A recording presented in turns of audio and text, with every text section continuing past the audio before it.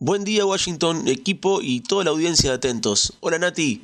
Buen día para todos. La edición anterior quedó picando una pregunta. ¿Cómo podemos asegurarnos de que lo que nos venden como inteligencia artificial no es, en realidad, un humano detrás de la cortina? Y para responder, hoy vamos a viajar a la mente de uno de los genios más grandes del siglo XX, Alan Turing. Totalmente, Alan Turing es un personaje fascinante, tanto para la historia de la ciencia como para la cultura popular. Fue el genio que durante la Segunda Guerra Mundial logró descifrar el código Enigma y eso cambió el curso de la historia. Si les interesa este tema, no dejen de ver la película Código Enigma, o The Imitation Game en inglés, que muestra su vida de una manera atrapante y muy emotiva.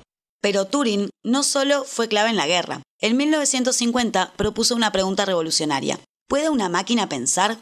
Y para responderla, inventó el famoso test de Turing, que durante años fue como el estándar de oro para evaluar la inteligencia de una máquina.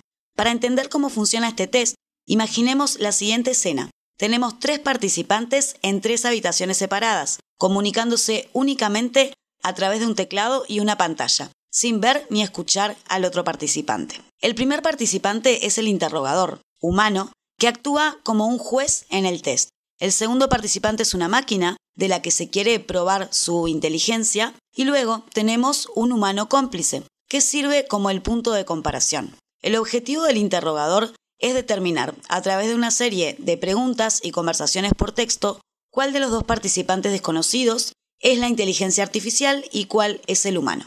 La máquina pasa el test de Turing si el interrogador no puede distinguir de manera consistente entre las respuestas de la máquina y las del humano cómplice. En otras palabras, si la IA logra engañar al interrogador haciéndole creer que es un ser humano, entonces se considera que ha exhibido un comportamiento inteligente equivalente al humano y ha aprobado el test. Es tremendo porque nos hace pensar en la idea de imitar al humano. El test de Turing no evalúa si la máquina piensa como una persona, sino si puede hacernos creer, aunque sea por un rato, que lo es. Y hoy, con los asistentes virtuales, los chatbots y todas estas herramientas que usamos a diario, la línea entre humano y máquina se va volviendo cada vez más difusa. Seguro que todos alguna vez nos preguntamos, ¿esto que me está contestando, será un bot o será un humano? Y acá traemos como ejemplo una versión invertida del test, que es algo que seguro que todos hemos visto al navegar por internet, los famosos CAPTCHA.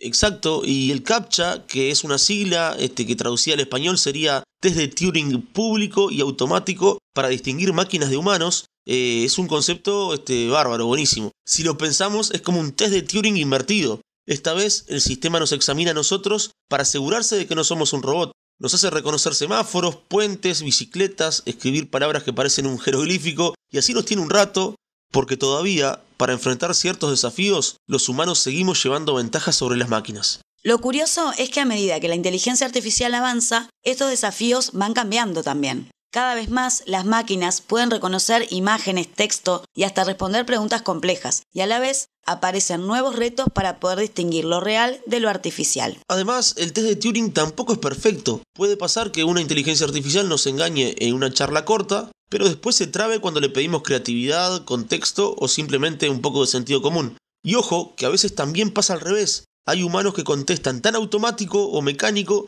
que nos hacen dudar si no son bots encubiertos como en algunos call centers, por ejemplo. Incluso hoy, en el contexto de la inteligencia artificial actual, con modelos como Gemini o ChatGPT, a veces pasa que el diálogo es tan fluido que cuesta distinguir si estamos hablando con una persona real o con una IA. Pero, si profundizamos o nos salimos del guión, suelen aparecer errores, respuestas repetitivas o falta de contexto. Pero además, en el caso del test de Turing, debemos de considerar el sesgo humano del interrogador, ya que su intervención puede ser bastante subjetiva. Y ahí está el punto clave. Los grandes modelos de lenguaje actuales pueden pasar el test de Turing en muchos escenarios, pero eso no significa que sean conscientes ni que tengan inteligencia como la entendemos en las personas. Son, sobre todo, expertas en simular una buena charla. Por eso, el desafío que viene no es menor. Tanto usuarios como empresas y gobiernos van a tener que afinar el ojo y desarrollar mejores métodos para distinguir la verdadera inteligencia artificial de un simple espejito de colores. Por eso, el test de Turing es solo una de las herramientas.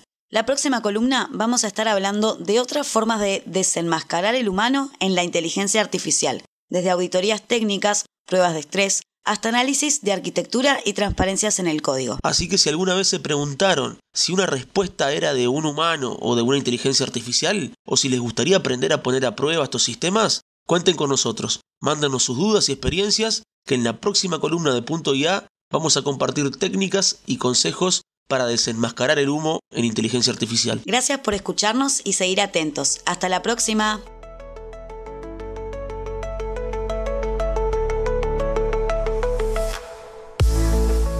Punto IA, el punto de conexión entre máquinas y humanos, donde la lógica se encuentra con la imaginación.